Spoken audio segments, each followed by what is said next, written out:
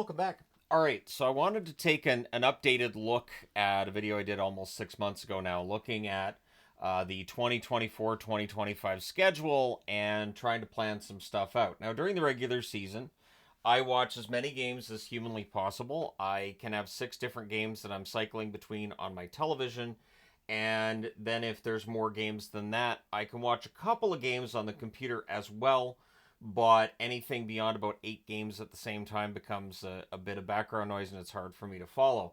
So that being said, understanding that this schedule it's very much a schedule where it's feast or famine. You have a whole bunch of games one night and then almost nothing the next.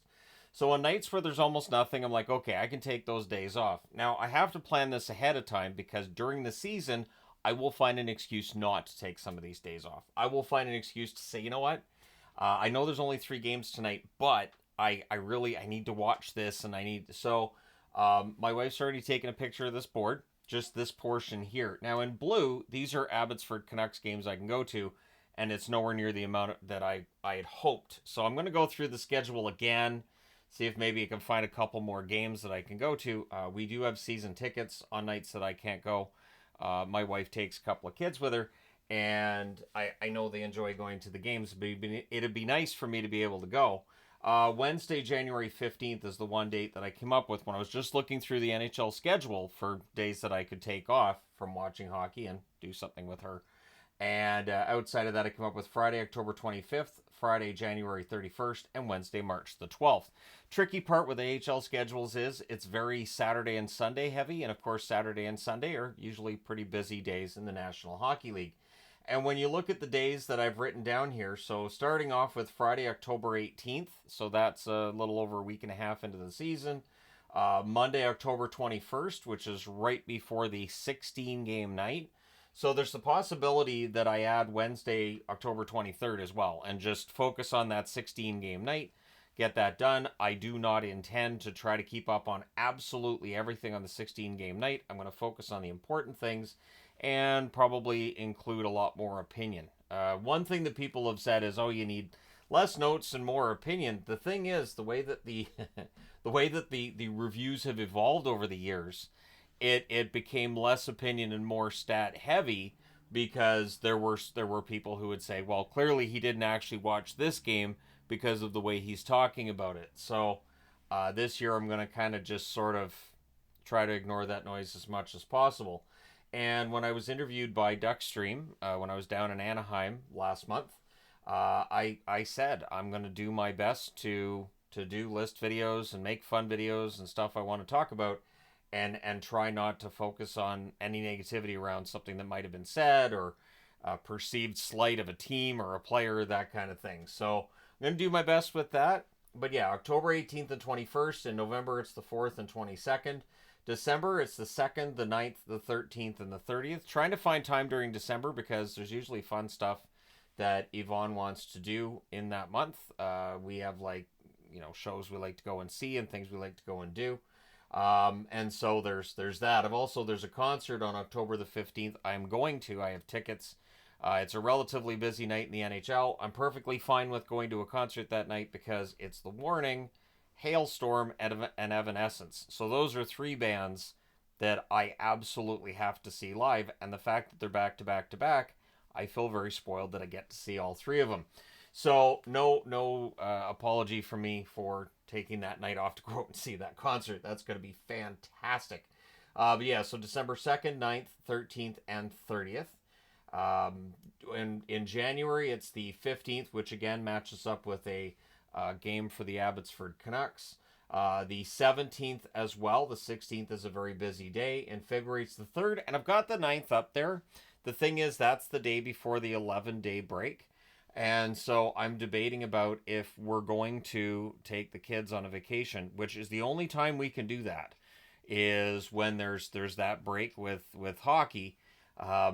It may very well overlap with those 2 games. When we went last February, we went on the day of that last couple of games. So it's possible that we do that because I do want to get home before the 5-Nation tournament is done. I do want to see like the semi and the final. So that's my plan with that. So, but yeah, it's an 11-day break from regular National Hockey League games. So the plan is to take some sort of a trip at that point, which is in a way too bad because Abbotsford has 4 home games that week. 4. So there's the possibility we won't be home for those 4 games. It's too bad because otherwise I'd have 8 Abbotsford Canuck dates on the board, but I don't. Then there's March 19th and March 21st. So as we get into spring, and then Friday, April 18th is actually the day after the regular season comes to an end. The playoffs are supposed to start on the 19th. So allowing myself those nights where I'm not necessarily going to be watching hockey, the thing I'm trying to prevent myself from going through is some of the burnout. The burnout tends to be kind of in November, but the schedule this year doesn't look as daunting as some of the other seasons. I also wanted to put on the board here the idea of having meetups during the season. So we play street hockey during the summer. The last street hockey meetup that we had, there were a lot of people saying, well, I guess we won't see you again until next May, which totally understand why people felt that way, but I want to try to shoehorn in meetups. The tricky part is the weather has to be good. That's the tricky part. That is the absolute, the weather has to be good, which around here, once you get into October and beyond, it becomes more of an issue. But in the event that on, say, a Friday, that it's really quiet in the NHL, I decide, you know what, I'll go out and play a game of street hockey. Even if it's only going to be like a handful of people, I still think that's a fun idea. So I do intend to do that, but it's going to be weather permitting, and there probably won't be much notice for them either, unless we're having like unseasonably sunny weather. But we're not supposed to have that much sun, and if it's in the winter and it's really sunny, it's usually really bloody cold at that point too. So those are the 4 games, the Abbotsford games that I'm going to be able to go to. But looking at the schedule and how busy the schedule is, there are 4 nights in October where there's 13 or more games, the 12th, the 19th, the 22nd, and the 26th. There's only 5 days, though, where there's 10 or more games. So it's very busy or it's not, which is only 20.8% of the days. So that is easily my easiest month. And the most difficult is November again. So nights of 13 or more games, there's the 23rd, the 27th, and the 29th. But 12 out of 29 days that there's hockey games, because there's American Thanksgiving, where no games are played. 12 out of 29 are going to involve 10 or more games. So that's 41.4% of the nights. In November. In December, it does get better. 12th, 14th, 23rd, and 31st, there's 13 or more games being played. It's 10 out of 28 with 10 or more games, which is 35.7%. And then it drops off again in January. It's the 11th, 13th, 16th, 18th, and 25th, where there's 13 or more games. 10 out of 31 nights, we're going to see 12 or 10 or more games being played, 32.3%. In February, there's only 3 nights where there's 13 or more games. That's the 4th, the 8th, and the 22nd. Keeping in mind, a lot of these dates are going to be Saturdays as well, so you're going to have matinee games in there too. 6 out of 16 days in February feature 10 or more games. That is 37.5% of the schedule. In March, there's 3 nights where there's 13 or more games, the 1st, the 20th, and the 22nd. And 10 out of 31 nights, there are 10 or more games. So again, 32.3%. It drops off a lot from where it is in November. In April, there's the 5th where there's 13 or more games. That's it. 6 out of 17 nights, there's 10 or more games. So that's 35.3%. Overall, 59 nights out of 176, we will have 10 or more games. That's 33.5%. So about 1 out of every 3 days, which is going to be Tuesday, Thursday, Saturday, and every now and then Sunday as well, where we'll have 10 or more games. And there's plenty of nights too where there's 9. But it's not that daunting. It doesn't feel like this schedule's necessarily as bad as previous seasons, or maybe I'm just getting used to it. Power rankings will stay every Saturday night. That is not changing. That is the best time to do power rankings. But I will be changing the way some of the other stuff works on the channel too. The Panic Index has to be every second Wednesday. I am going to have a schedule. I'm going to hold myself to it. The player power rankings I talked about in March, I do still intend to do that. I'm going to have some kind of metric for player power rankings. And then I want to rank forwards, defensemen, goaltenders, and alternate between them. And I think player power rankings will probably be every couple of weeks. I'm thinking midweek for that as well. Previews will be on Mondays, Wednesdays, and Fridays. They will no longer be every single day. Monday, I'll preview Monday and Tuesday. Wednesday, I'll preview Wednesday and Thursday. And on Friday, we'll preview the Friday and weekend games. As you can see, there is enough Mondays and Fridays where there's not much going on that it doesn't make much sense for me to do a preview every single day. That'll free me up a little bit of time to do other video fun goodness on the days that I'm not necessarily doing a preview. And I'm going to be modifying the reviews when there's 10 or more games. Initially in March, I thought 8 or more games I'll modify. Now, I don't think I'm going to have to worry about it. I think 10 or more, which is 59 times that I will be modifying the review to make it a little bit easier for me to get everything up in time and make it so that, those reviews, there's a little more opinion, a little less stat heavy than other reviews. But yeah, when there's less than 10, I'll just keep it the way it's been. I have taped up some boards too. I've got some boards ready to go already. I've got 3 4-game boards and 2 5-game boards. I had debated about whether or not I'd try to do a board with 6 or if I would try to do one of the really big boards and have more games on it, but I don't want to change the way I've been doing it for this is like the 4th season now. I've been using the taped boards and the 4 or 5-game boards, so I think that works and I can leave it as it is. I do want to do an AHL video per week. Once we get into the regular season, I get into a real, I won't call it a rut, but I get into a rhythm where I'm doing certain videos and then it occurs to me, oh, I haven't done an AHL video. I haven't done. So I'm going to hold myself to a schedule this year. I know, I have tried that before. I have talked about it before, and here we are again. But I do want to do an AHL video about once per week.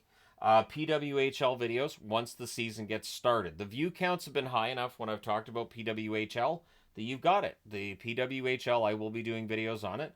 I'll keep an eye on the view counts and see how those videos do. But yeah, the PWHL's definitely been a draw over the last year. And I said that in the beginning. As long as they draw, I'm perfectly willing to do videos on them. Limited matinee coverage. And I need to hold myself to this. There are too many Saturdays where I'm up till 1 in the morning getting all the power rankings done, the review done, and then I'm back watching a game at say 9 o'clock in the morning my time, or maybe 10 at the latest, and that video that I'm going to do where I review that matinee game isn't going to draw. Now there will be exceptions. Obviously, if it's a matinee game late in the season between Edmonton and Vancouver and second place in the division or first place in the division's on the line, obviously that's going to get a lot of attention. But if it's in November and it's between Buffalo and San Jose, I don't think that I need to necessarily be putting all my energy towards that matinee game. And so I would absorb that matinee game into the rest of the games being played that day and just do the notes the same as I do for the other games, not getting into all the depth that I do with some of the matinee games. So I figure that will help as well. It does mean that I'll have time for other video stuff to do. And so that's the plan for this season. That is my intention.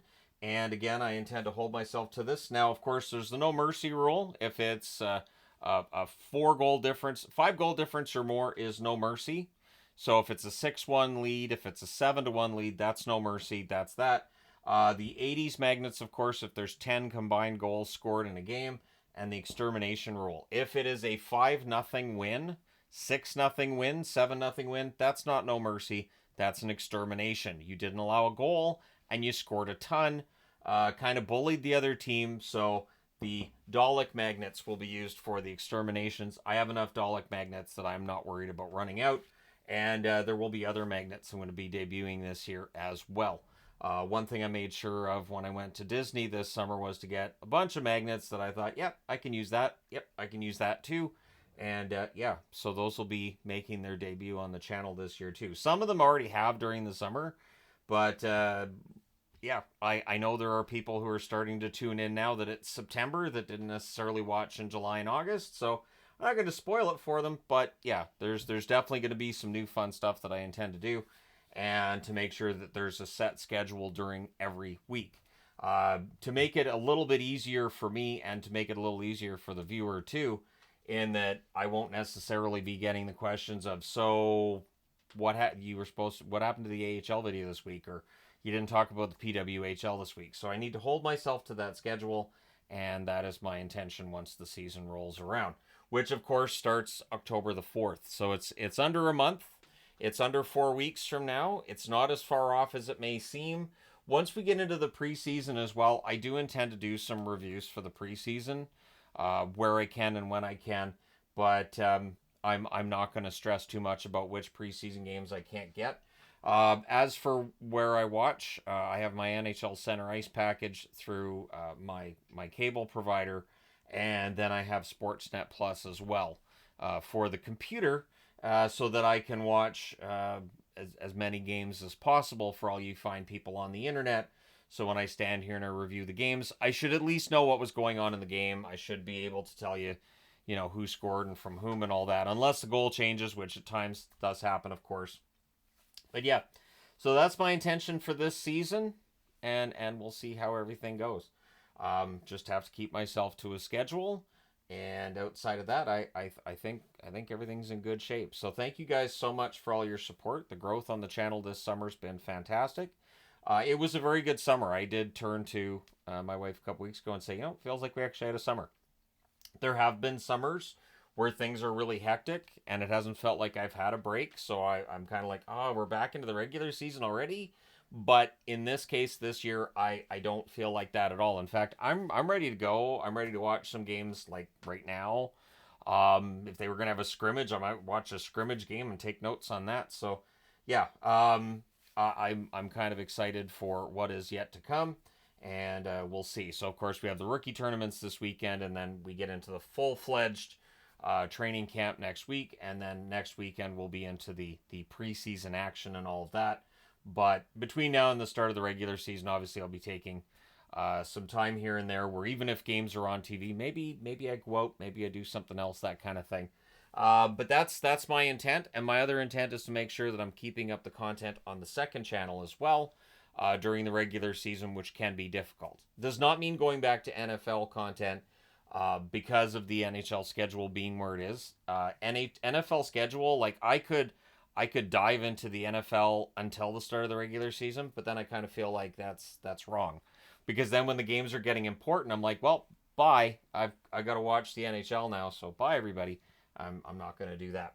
So, anyways, there you go. Thank you guys so much for all your support, as I've stated. It is greatly appreciated, and I was going to have a meetup this weekend. It's going to be a little bit rainy, plus my energy level isn't quite where I want it to be, so I'm hoping to have a street hockey game next weekend. Hopefully by then my energy level's back up to 100%. It's not quite there yet, but it's getting close. But thank you guys so much for all your support. Do not forget to hit like and subscribe if you haven't done so already, and I'm looking forward to a busy schedule. But one where I'm still taking time to smell the flowers, I guess is a way to put it. Still taking the time to, enjoy things, and so that my wife doesn't need to have a picture on the nightstand just so she remembers what I look like. That kind of thing. So anyways, there you go. Thank you guys for all your support, as I've said. I will talk to you again soon.